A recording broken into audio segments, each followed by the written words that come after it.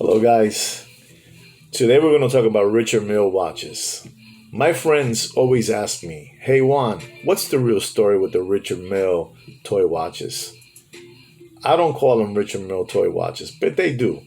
And I've always told them one day I'm going to make a video and I'm going to explain to you what I believe is the story with the Richard Mille watches. Richard Mille watches are incredible watches. The movement, the craftsmanship, the branding they have made on those watches, the marketing, it's unbelievable. You know, Richard Mille watches are the money wire transfer watch.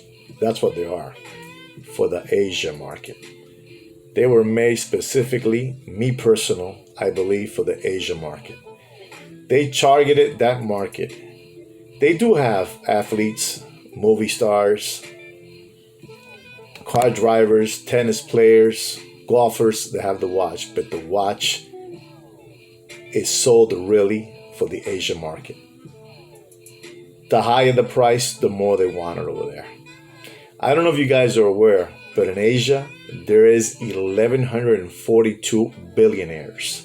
1,142 billionaires. And every year, 2 and 3 more come up, billionaires.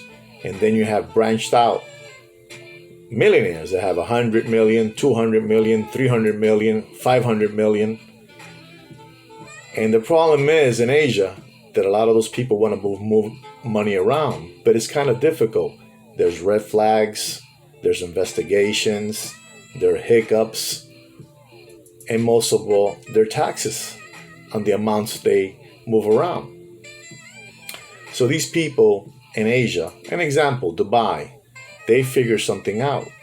Hey, if I buy a couple of, 4 or 5 Richard Mille watches, man, I just can move them around. So one day, this son tells his father, I want to study in New York and NYU to learn English. The father says, no problem. You are going to go there. But now the father has to buy his son an apartment in New York, somewhere in the Upper East Side, Soho, the Village, I don't know, somewhere, right? In New York. So he needs to buy that. So he needs to send money to New York, wire money to New York. So he said the best way to wire money to New York is putting a watch in my wrist on myself, my wife, my son, my daughter, and the grandmother.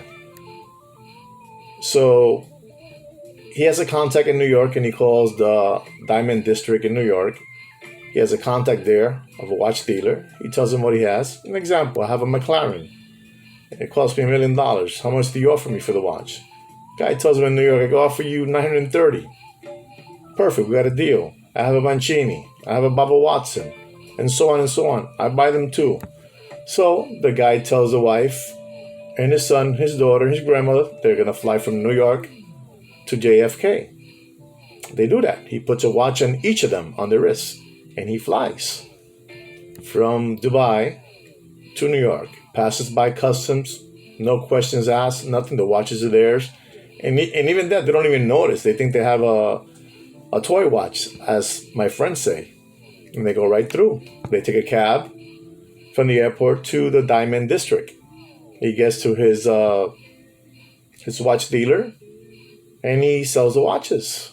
The man says, what do you want, a check or wire transfer? No, wire transfer, just put it in my account. No problem. Does that. He puts in $4 million. No problem. He probably lost an example on the watches, say $150,000. But he's going to pay more in taxes, more of the hiccups, more of the wishy-washy, all this investigation. To him was better that way. And so this parent put the money in his account, and the money's there now. Now he can buy an apartment for his son, wherever they find it at, right? And that's why I call it the money wire transfer watch from Asia to the United States. Richard Mille and Dominique figured it out. And they zoomed in on the Asia market. It's 1,142 billionaires in Asia. The most, anywhere. And like I said, then you have millionaires that are worth 100 million, 200 million, 400 million, $500 million. So Every time that Richard Mille makes a watch and he puts a price tag of 4 million, 3 million, 2 million, they want it. Because it's going to be used as a money wire transfer watch. I'm not saying that's 100% true what I'm telling you, but it's there. It's pretty close. I'm not saying that they're doing illegal stuff over there. They're not. It's their watch. They bought it. They figured it out. So that's why it's called the money wire transfer watch. The Richard Mille money wire transfer watch from Asia into the United States. People say it's going to finish soon. It's not going to finish soon. They need that watch there. Patek couldn't do it. Audemars couldn't do it. They're doing it. Out of the factory line, $1 million watch, you have Patek Philippe watches from the 1960s, 50s. They're now worth $1.5 million now. This guy's charging $1 million right off the factory line. They ain't going nowhere. The Asian market needs Richard Mille watches. And there it is.